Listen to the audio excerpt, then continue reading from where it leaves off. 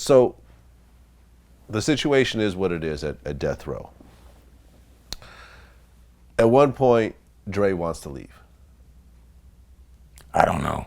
I was gone by then. You were gone by then. Oh, yeah. Because you and Dre had a falling out. Oh, yeah. Me and Dre, we have a falling out every couple of years. And they're always monumental. Okay. Was this over Helter Skelter? No.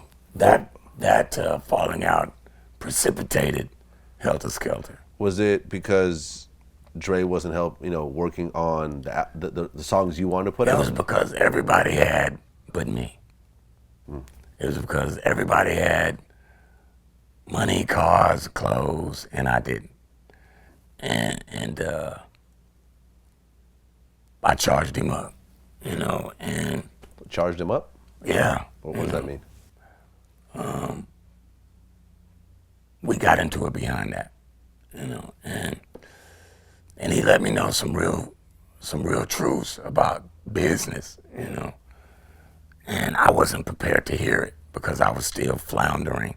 You got to understand that if I had, I still got I can spend money anytime I want.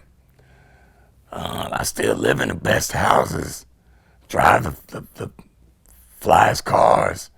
It's none of it's mine, What do you mean? If I needed something, the label was paying for all this, pretty much. Yeah. Oh, so they were providing. They were basically leasing everything for you, but weren't really. No, they were. I was using Dre's money. Oh. If I needed some money, I just said, "Hey, bro, I need some money." As a man, after a while, that starts to fucks you up. Gets a little old. But I was driving this Ferrari everywhere. Wherever he lived, I lived. It was a great life. Oh, so you actually lived with Dre? Oh, yeah. I lived with Dre most of my life. You know what I mean? Most of your life? Yeah. Wow. Okay. I didn't know that. When I came out here, I lived with Dre. When he moved, I moved. I lived with Snoop for a time because me and Dre was feuding. Otherwise, I'd be living with Dre. And that's just the way it went. Even when I left Dre and came back, he called us and said, "Man, this is dumb. Come back out here. Let's get this shit back cracking." I said, "Let's go." I came back, moved right back in. Okay. And this was after he left Death Row? Or he was getting ready to leave Death Row? No, this is before he left Death Row. Because my explosion happened after the Chronic happened. You know what I mean? And so I came back as Snoopy was finishing his record, and then they were starting the one with Jay-Z on it. Still D.R.E.? Yeah. Okay. During that time. So Dre leaves Death Row, and he starts Aftermath. He invites you to be part of Aftermath? Dre called me one day. I was working with this kid named 6'2". He said, "I want you to come help me with this thing. I'm finna go back in." Great. I got this new thing, this new kid. And so we hooked back up.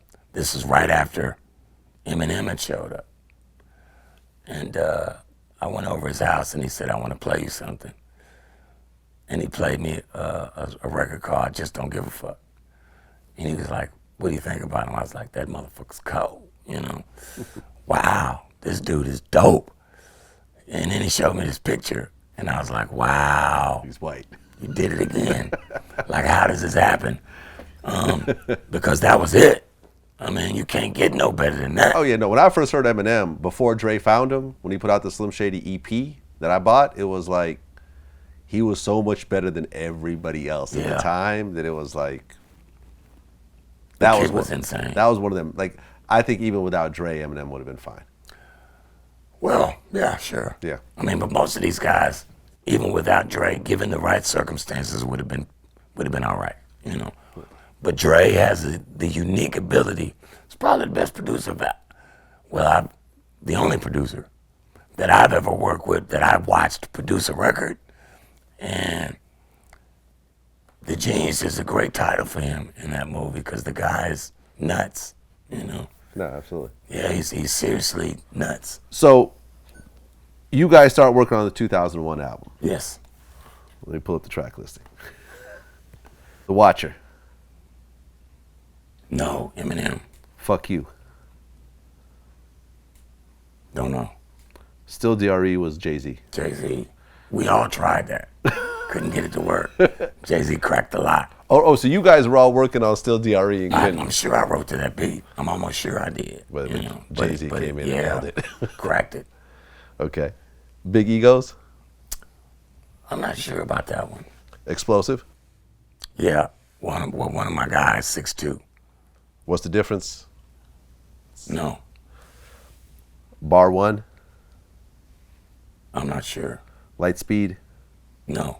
Forgot About Dre. Yes. No. No, that's Eminem. Yeah, Next episode. I think so. That was a big one. Yeah, it's one of the older titles. The next episode goes all the way back to, that's actually the song that you talked about earlier. What do you mean?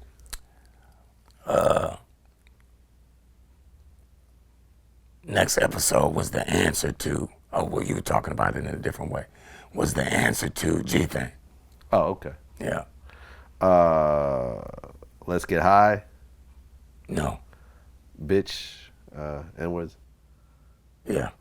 The Car. No. Murder Inc. No. Some L.A.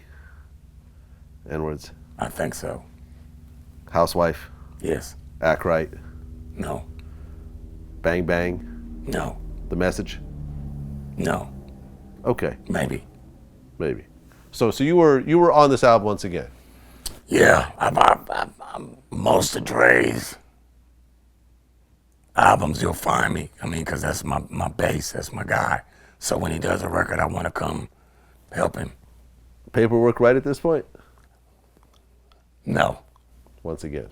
Yeah. But I don't think it was a matter of paperwork at that point. Like, because I got the credit for the stuff that I did.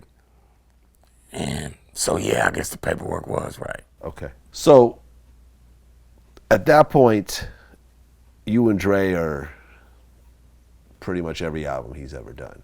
Yeah. You're the collaborator on that. I am a muse. You know what I mean? Like, I make him comfortable. Yeah. And he knows that if I say, you know, that maybe you should take a second look, you know. Well, when Dre was working on Detox and everyone was asking about it, Snoop does an interview on Tim Westwood and said that Detox ain't coming out until They call us back in the lab. until D.O.C. gets back in the studio with Dre. Yeah. And that never happened? Yeah, we did. Yeah, I did.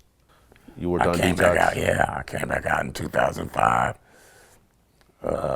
and started working on Detox with Dre. But he wasn't ready. You know what I mean? He wasn't ready. We were doing songs with a kid named Slim the Mobster. Yeah, I know Slim. And those early records were really good. You know, and we were working with a myriad of other young writers. And the work was good. I don't think Dre knew exactly what direction he wanted to go in or really knew what it was, he wanted to do. So, you know, none of it ever came out. A lot of it got leaked. And then that really pissed the dude off. Yeah. And so he went back underground after that, you know. And it never came out. Yeah. And I stayed around here until 2009. And we had another big to do, you know. And so I was gone again.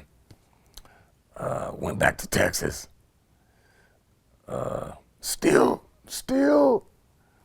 you know, in that place where the extracurricular things had the control, you know, and got another DUI in Texas. Right. 2010, right? And this time they locked my ass up. This is the first time you went to jail? Yeah, for an extended period. For how long? It was 12 months, almost 13 months that I was stuck, you know, and it wasn't cool, bro. It was, now, I was actually really in a bad place because of it. It felt like, oh my God, you know, but it was actually cool, you know. There was no stress there. And the other guys was just cool with it, bro. They was happy I was there with them. Right. You know, man. They were fans. Yeah, kind of. You know, it wasn't hard. You know, most of the guys were from my neighborhood. You know what I mean? And so it wasn't as bad from that perspective, but it yanked me away from my little girl. How old was she at the time? I think she was maybe 6 or 7. Okay. And I didn't communicate with her for that whole year. And I don't know if I was ashamed or I didn't want to put that kind of undue pressure on her, you know, but I just didn't communicate with her for that year. And it stung her so bad that was one of the things that when I got out that made me know I can't do things the same way. I got to switch this thing up. There was a time, I guess, when Dre had reached out to you to work on, I guess, 3 Kings. Okay. And you didn't want to work with him at that point. You know what I'm talking about? No. No? It was in the Playboy article. I guess Huffman got a call from Dre's people saying Dre wanted Doc to come to Miami to help him out with a song with Jay-Z and Rick Ross called 3 Kings. And Huffman explained to Dre's people that Doc was indisposed. Well, that could mean one of 2 things. I was locked up, or something was going on that was preventing me from going there. Not that I wouldn't have gladly went and worked on the record, you know. So in general, you've always been down to work with him. Hey man, if a guy calls, what am I gonna do? You know what I mean? No, you know, no, I don't want to work with you. I'm not gonna do that. If he calls and says, look, you know, then I take a leap of faith that this time we're gonna get it right. Because at the end of the day, man, the guy's my friend. Yeah. We don't see eye to eye on a lot of stuff. But so what? You know, I don't see eye to eye with Mo on a lot of stuff. Do I, Mo? That's right. But I still hang with him. He's all right with me.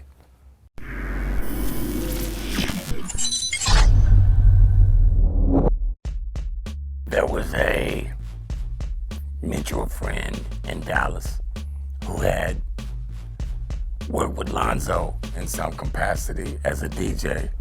And when the Boys in the Hood record started to get some action, this dude brought those guys to Dallas. I ain't blow up because my shit look real and authentic.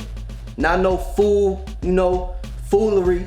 Motherfuckers using CO2 guns and shit, boy. Nah, man. Nah. Nah. It ain't like that.